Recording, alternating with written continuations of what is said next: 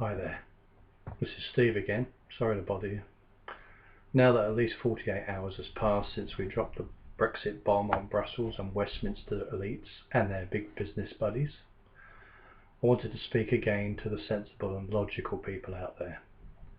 I hope I was in some small part instrumental in getting a few of you to get us out of that corrupt, self-righteous group of nasties.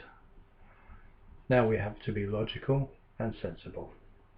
There's one or two things that us as ordinary citizens can do to start rebuilding our country's industries and businesses, especially our small businesses.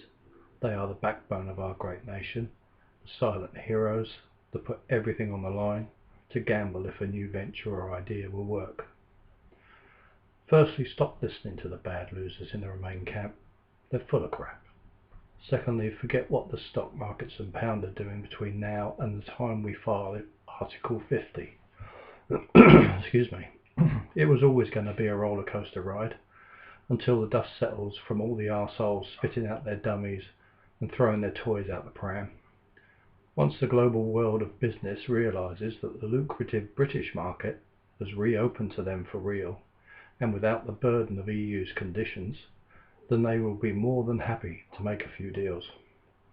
Our market is the biggest in Europe and by far the biggest per capita.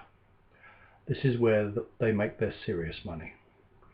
Thirdly, and this is important because it will take years, but we all need to adopt a policy of buy British. Everything you spend money on, you need to look to see if there's a British source. Our farmers, our fishermen, our steel workers, our car builders, yeah, even the foreign cars, because they have British assembly plants with British workers. Check the models that are assembled here. Or the British-based airlines maybe, anything you can think of that will help our own people.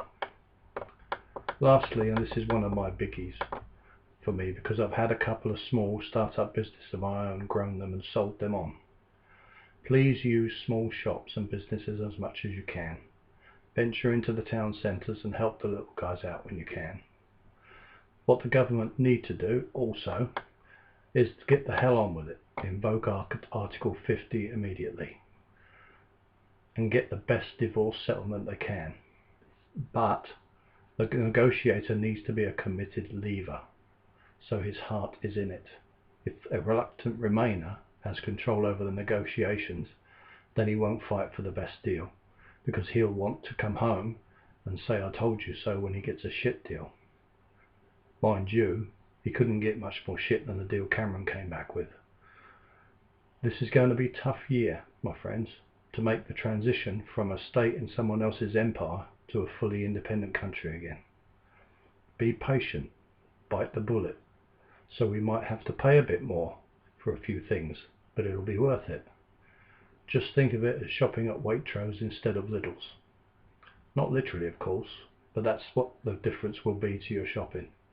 And only until we get deals done and more imports flowing in from all over the globe, instead of mainly the EU. Oh, one more thing, please, everyone. It's important.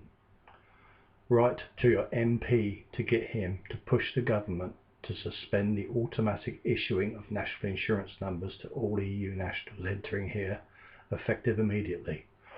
Excuse me. Until a deal is struck with Brussels on our departure.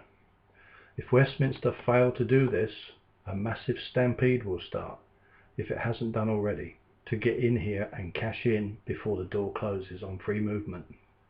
Trust me, all of Eastern Europe has been watching what happens in our referendum, and now they are frantically packing their bags and making a beeline here as fast as they can. Well, that's it. We've got a country back. Now we need to look after it. It's down to you and me. We're going to rebuild it and get it back to where it was and get our manufacturing back up to where it should be. Get more production plants in this country producing stuff and we ourselves buying it. Thank you.